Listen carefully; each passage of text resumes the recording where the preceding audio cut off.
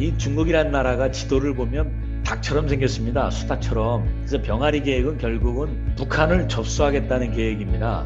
중국의 영토라고 주장할 만한 역사적 정당성이 굉장히 떨어진다는 거예요. 실제로 1949년 이후에 한 번도 중국의 중앙정부가 장기적으로 통치한 적이 없는 지역이라는 이 역사 공정이 아니라 병아리 계획이라는 그 군사작전이라는 겁니다. 표면적인 역사적인 얘기지만 실제로는 북과의 운명이 달린 것이다. 공격형으로 우리가 나가야 됐다. 그래서 동북공정이 아니라 우리는 중국공정을 하자. 저 땅의 역사를 누가 갖고 있냐? 고구려백제 신라의 대륙의 역사를 대한민국이 가지고 있다는 거죠. 중국이 우리 땅이었다라는 것을 강력하게 주장하면서 공격형으로 나가야만 되지 않을까. 우리가 동북공정은 계속 지고 갔으면 좋겠다. 그래서 매번 짧지만 이렇게 동북공정을 하시는 분들을 한 번씩 초빙해가지고 하는 과정을 만들었으면 좋겠다고 생각했습니다. 그래서 중국 동북공정과 병아리 계획 그랬는데요.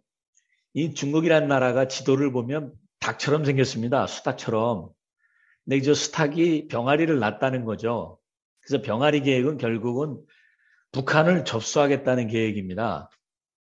그래서 우리가 동북공정이라는 거를 돌아다 보면 이 사람들이 얘기할 때 국가의 장기적 안정과 사회질서 확립을 위해서 동북공정이 꼭 필요하다라고 이제 중국 사람들이 얘기를 했고, 조국 통일과 민족 단결, 변경지역 안정의 큰 목표에서 출발을 했다 그랬는데 이 의미를 우리는 2004년 당시에는 정확하게 잘 몰랐죠.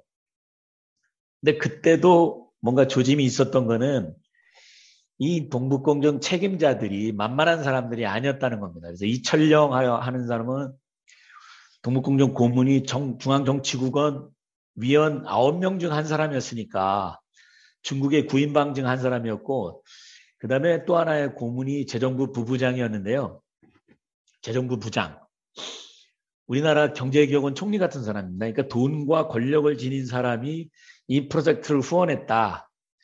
그래서 동북 병강, 흑룡강성, 길림성, 요룡성 이 세 개를 대상으로 해서 공정을 했는데요. 그 당시 타임즈에 보면 통일된 한국이 옛 고구려 땅의 일부를 한국 영토라고 주장할 가능성이 있다. 중국은 현재 동북지역에 200만 명의 조선족이 살고 있는데 어느 날 그 조선족들이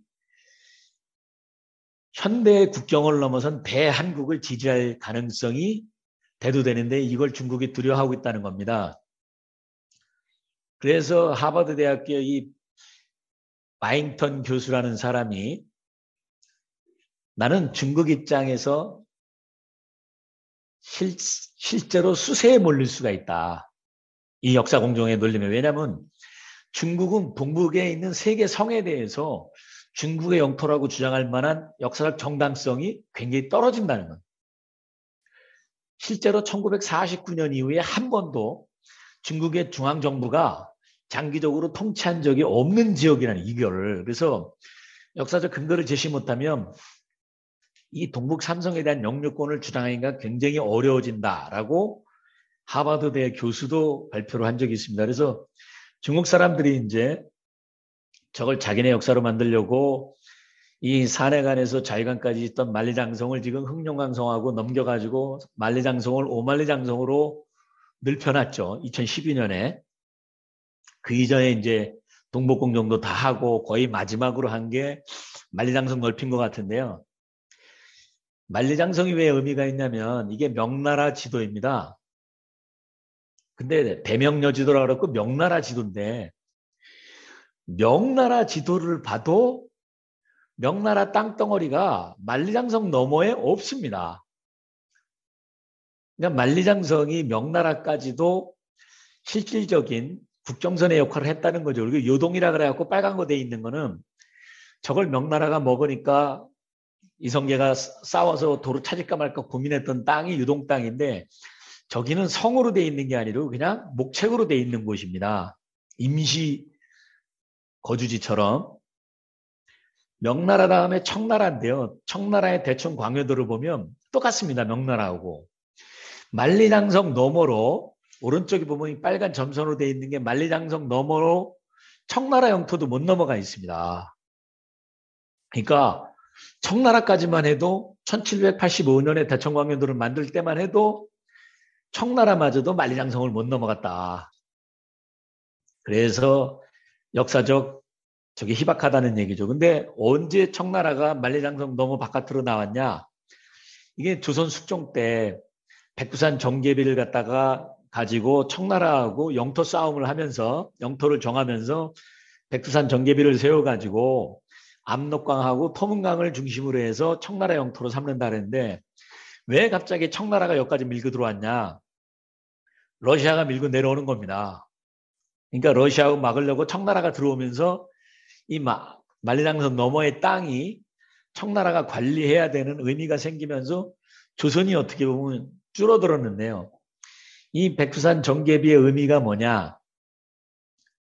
압록강하고 우리는 두만강이 있는데 이 토문강이라는 게 저 위쪽에 송하강하고 또 연결되어 있습니다. 근데 계약서에는 서위 압록, 동이 토문이라는 거죠. 그러니까 토문강이라고 했는데 대부분의 역사학자들은 지금 뭐라 그러냐면 토문강이 두만강이다 해가지고 이 의미를 갖다가 그냥 현재 두만강으로 얘기하는 경우가 많은데 문제는 이 토문강 쪽의 영역이 북간도라 그래갖고 서간도, 동간도, 북간도 세 개가 간도인데 이 간도를 1903년 고종 황제 때 자꾸 청나라 사람들이 넘어오니까 청나라하고 경계지도가 북간도가 경계지도였는데 지금까지 이 북간도 지역이 수백 년 동안 비어 있었다는 겁니다. 청나라하고 조선 사이에서.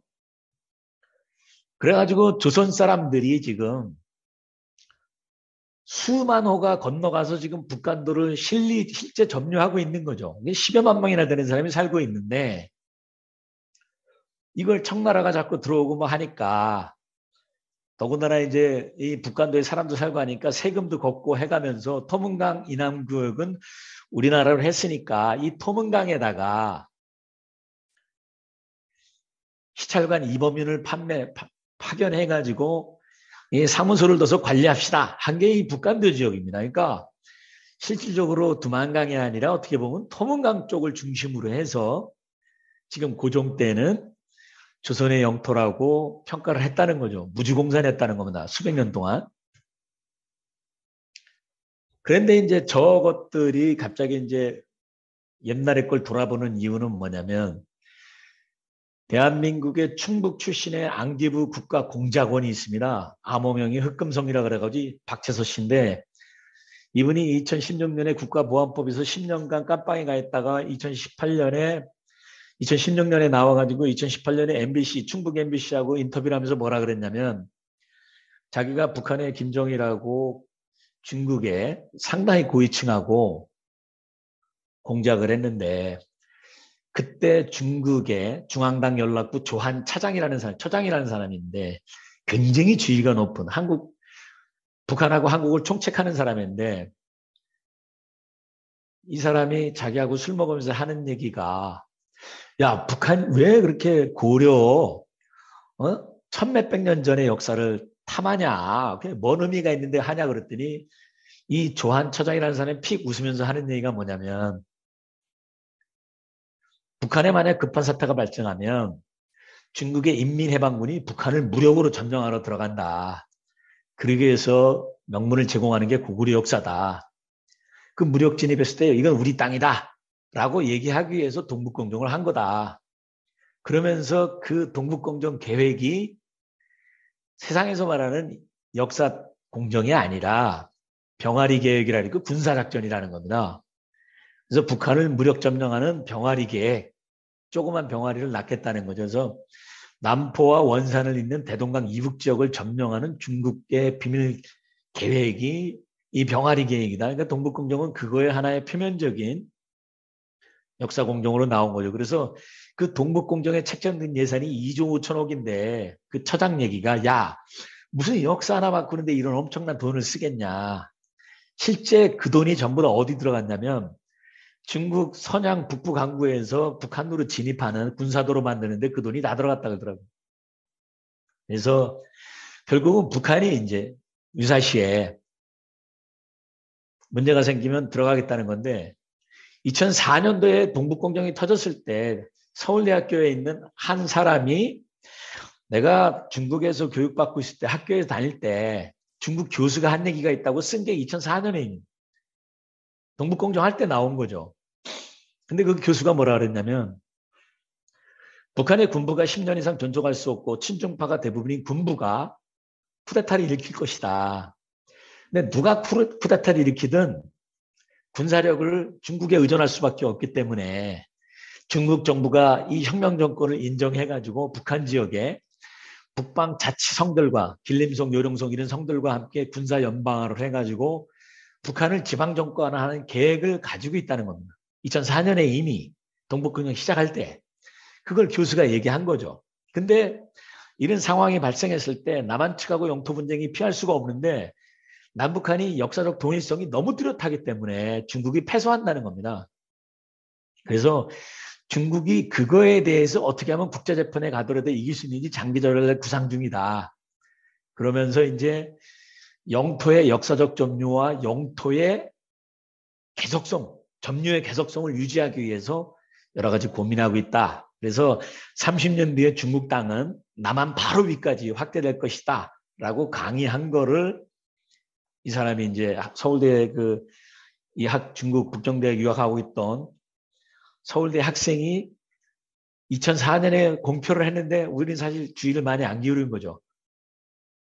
그러다가 김정은으로 바뀌고 나서 북한에 쿠데타가 생기려고 했는데 그때 이제 친중파가 이 김정남 아닙니까? 장남. 김정남을 내세워가지고 북한의 장생터기가 친중파의 대표적인 인물인데 쿠데타를 일으켜서 김정은을 없애고 김정남을 세워서 친중 정권을 만들려고 했는데 그걸 시진핑의 반대파인 장점인파가 김정은한테 통보를 했다는 겁니다. 그래서 김정은이 열받아가지고 장강택을 기관포로 쏴 죽이고 김정남은 이 2017년에 말레이시아에서 암살했다고 되어 있죠. 북한에서도 이제 뒤늦게나마 이제 저게 실제라는 거를 실제 상황을 알았다는 거죠. 그래서 중국이 그러고 나서 2015년에 이 중국하고 북경 접경 지역에 경찰이 배치되어 있었는데 무장경찰이 군대로 다 바꿔버립니다. 그러면서 이 북한하고 국경협정을 체결한 거죠. 그래서 사람들이 볼 때는 이 북한이 어느 정도 이제 중국 압박에 군대가 진입할 수도 있다는 거를 저때 협력한 거 아니냐라고 생각합니다. 그래서 중국 점령지와 한국의 점령지, 그 다음에 유엔이 평양 관리하는 이러한 형태의 것이 아니겠냐라고 추정을 했는데 중국이 이제 1950년에 티베트를 먹고 선왕공정을 해서 티베트 역사를 중국의 역사로 가져가다가 한 10년쯤 지난 다음에 1959년에 중국 티베트에서 이 티베트 역사가 중국 게 아니라고 시위가 일어납니다. 그래서 중국이 계엄령 선포하고 들어가가지고 싹 죽여버린 거죠. 죽은 사람만 8만 7천 명이라 그러니까 뭐 5천 명이 스님이 있던 절에 나중에 끝나고 가보니까 500명만 남아있더라. 그러니까 정말 압도적으로 그냥 이 문제점의 소지를 무력으로 없애버린 겁니다.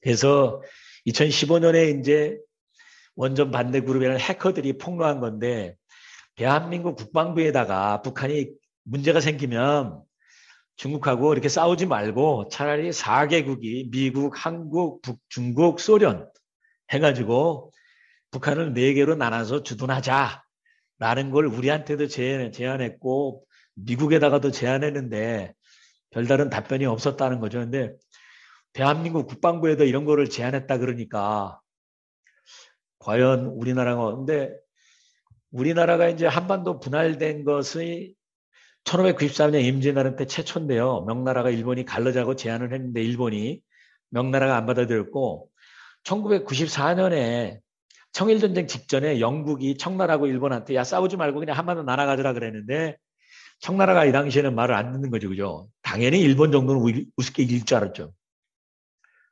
그리고 나서 1896년에 러시아하고 일본한테 다시 이제 일본이 러시아가 이제 아간파천하고 뭐하고 문제가 되면서 미국 내려오면 골치 아프니까 러시아한테 나눠갖자 그랬는데 러시아가 거부한 거죠. 그러다가 1903년 되니까 영일동맹을 체결하니까 러시아가 이제 거꾸로 몰리니까 다시 일본한테다가 야, 한반도 나눠갖자라고 1903년에 제시를 했다는 겁니다. 그러다가 막 결정적으로 한반도가 나눠진 거는 1945년 미국과 소련이 분할해갖고 나눠진 거죠. 그러니까 대한민국 분할의 역사는 거의 500년의 역사를 가지고 지금 강대국의 싸움에 놓여 있는데 이 동북공정이라는 것이 그런 것들이 하나의 표면적인 역사적인 얘기지만 실제로는 국가의 운명이 달린 것이다. 근데 북한 정권의 비굴한 침묵과 반민족적 행태다. 이 중국의 교수가 뭐라 그랬냐면 참 이상한 노릇이라는 겁니다. 왜? 중국이 제일 반발할 줄 알았는데 중국은 전혀 반발하지 않고 오히려 남한이 난리치더라. 근데 북한은 지금 중국이 뭐 성화 최고라고 백두산 뭐 유네스코 자연문산 등재하고 아리랑 태권도 농악 장구춤 다 중국 문화로 등재시켰는데도 그냥 조용하고 2009년에 나진항을 50년 조차해갖고 자동 연장해갖고 영구활용할 수 있는 상태로 갔고 동해와 태평양에 출근해주고 동해 어업권 내주고 양강도 보천군 보천광산 그다음에 뭐 갑상군 물락 평광산 등 10여 개 광산 중성 몰리브덴 막사이 마그네사이트 철 무연탄 뭐 다 중국에게 채굴권 넘겨주고 약 3,000조에 해당되는 북한 곡물자원이 그대로 중국에 넘어가고 조선 경협이라는 미명하에 황금평과 나선개발 압록강 두만강 건너 북한 땅을 땀땀이 깨내려가는 단동 평양 당동 원상 투먼 나선 장파의 김책 고속도로 건설 등 SOC 개발했다는 각종 이권이 지금 단호하고 있다는 거. 이거 보면은 야 이거 고종 말기에 어떻게 보면 조선 말기에 미국, 러시아, 일본, 청나라한테 오만 철도부수권인 다 넘기는 그런 조선이 생각나는 게 지금 북한의 모습이 아닌가. 그래서 이 이제 랜드 연구소가 이 중국군이 50km 진입 시 한반도로 100km 진입 시에 따라서 이제 전략이 다양해지는데 마지노선은 남포 원산선이다. 이게 중국과 한국, 미국의 긴장이 최고조되는 선인데 이 랜드 연구소가 2018년에 제안한 건 뭐냐면 북한이 급한 사태가 생기면 한국이 통일을 이룩하고 중국군의 완전 철군을 유도하려면 한국군이 북한 전역을 장악해서 안장호할 만한 독자적 작전 능력을 시급히 향상시켜야 된다. 그러니까 결국은 중국에 안 주고 니네가 다 먹으려면 지금 수준의 국방으로 안 된다. 해가지고 굉장히 국방력을 강화하라고. 한편으로는 이제 어떻게 보면 2015년에 이미 대중국 포위망이 미국이 시작을 했기 때문에 이런 얘기를 한 건지도 모르겠습니다. 1950년 11월 이승만 대통령이 평양을 방문했을 때 6.25 터져가지고 평양을 다시 수복해서 평양을 갔는데 그때 국회 회의록에 뭐라고 나오냐면 이승만 대통령이 평양에 가시게 된 것은 순수 개인 자격으로 갔다 오셨다. 그러니까 북한이라는 땅은 대한민국의 법적 국제법상 영토에 해당이 안 된다는 겁니다.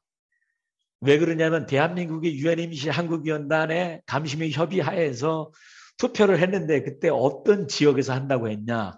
유효한 통치와 관할권을 갖는 합법 정부를 할 수 있는 곳에서만 한다라고 했기 때문에 이 국제법상 한반도를 넘어선 영역에는 대한민국이 내 거라고 수복을 마음대로 못한다는 겁니다. 결국은 북한이라고 하는 정권이 살아서 대한민국을 초청을 하든지 연합을 맺든지 하지 않으면 대한민국 마음대로 올라가서 우리 땅이라고 못한다는 얘기입니다. 교육부 산하에서 동북역사단에서 세금 47억을 들여가지고 만든 동북역사 지도에 북이 위나라가 대한민국 경기도 충청도까지 막 들어와가지고 있는 걸로 지도를 만들었는데 100년 전에 조선총독부가 만든 지도를 중국 애들이 동북공정하면서 가져갔고 그걸 똑같이 대한민국 교육부, 뭐 중앙박물관, 그 다음에 동북아재단 이런 공무원들이 돈을 받아 처먹었는지 저런 걸 갖다가 대한민국이 하고 있다는 겁니다. 그러니까 이게 대한민국이 지금 어떤 상태에 있는지 모르겠는데 왜 저런 일이 생기냐. 결국은 대한민국의 역사 대응을 잘못하고 있다. 왜? 제가 볼 때는 저렇게 경기도 충청도까지 위나라가 북이가 들어오는 이유는 하나밖에 없습니다. 왜? 북이가 백제하고 싸웠다고 자치통감에 나오고 북이가 기병 수십만을 해군을 동원한 게 아니라 기병 수십만을 동원해서 백제를 쳐들어갔는데 백제한테 박살났다라고 돼 있거든요. 그러면 북이란 나라가 지금 대륙에 있으면 말이 되는데 우리나라 역사에 한반도에 전라도 충청도에 있다라고 하려니까 전라도 충청도에 북이 군대가 말 타고 15만이 저까지 갈라 그러면 백제 위에 있는 고구려가 땅을 내줘가지고 저렇게 절묘하게 해안가 따라가지고 북위에 땅이 있다라고 역사 왜곡을 해야 되는 겁니다. 대한민국이 진정한 역사를 찾으려면 이 방식으로는 안 된다. 그래서 여러 사람들이 뭐라 그러냐면 중국 땅에 주인이 누가 있냐. 무수하게 많이 바뀌었다. 5만 종자들이 다 들어왔고 중국을 먹었는데 그때마다 주인이 바뀌었다는 겁니다. 지금도 바뀔 수가 있다. 근데 저 땅의 역사를 누가 갖고 있냐? 고구려백제 신라의 대륙의 역사를 대한민국이 가지고 있다는 거죠. 그러면 대한민국이 대륙의 역사를 지키려고 생각하지 않고 한반도에도 옮겨놓은 이 궁색한 고구려백제 신라를 지키려고 그러면 중국한테 그냥 고구려백제 신라를 쌓은 중국 역사가 한반도로 들어와야만 된다는 역빌미를 준다는 거죠. 그래서 대한민국이 이제는 수비형 동북공정은 안 되는구나. 중국 대륙의 고구려백제 신라와 중국 청나라 때까지도 만리장성을 넘지 못하고 있었다는 이 역사를 가지고 공격형으로 우리가 나가야 됐다. 그래서 동북공정이 아니라 우리는 중국 공정을 하자. 중국이 우리 땅이었다라는 것을 강력하게 주장하면서 공격형으로 나가야만 되지 않을까 하는 게 오늘의 제 생각이었습니다. 감사합니다.